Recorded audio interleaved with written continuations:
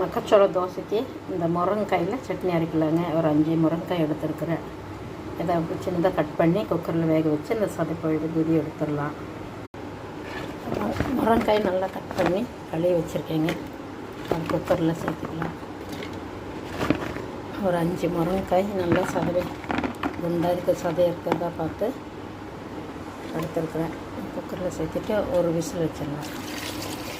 கொஞ்சம் வேணுங்கிற தண்ணி ஊற்றி ஒரு விசில் வச்சிடலாம்.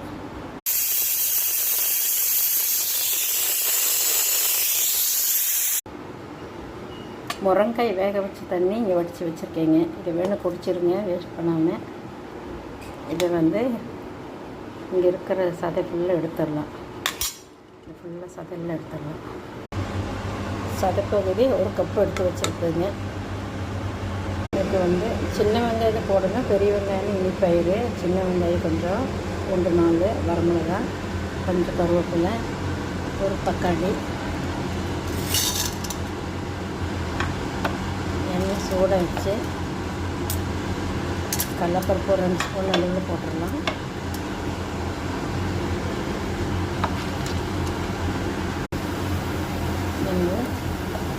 சின்ன வெங்காயத்துக்கு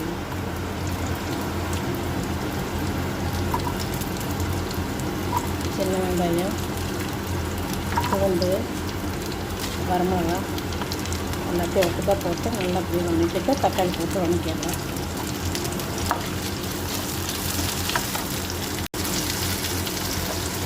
அப்புறம் தக்காளி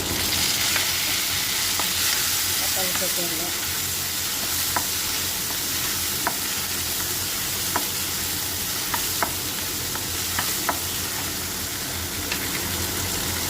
கொஞ்சம் உப்பு, வேணுங்கிற அளவில் உப்பு,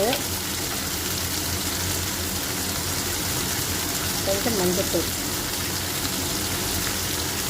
கொஞ்சம் மஞ்சத்தூள் சேர்த்துக்கலாம்.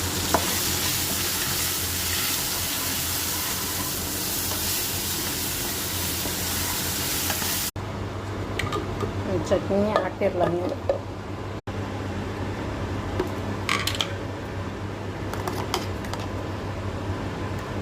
கொஞ்சம் தாளிச்சிடலாம்.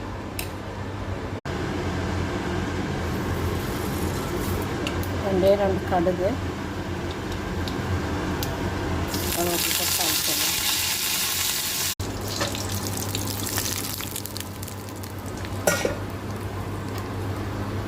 சட்னிக்கு தாளிப்பு கொடுத்துடலாம்.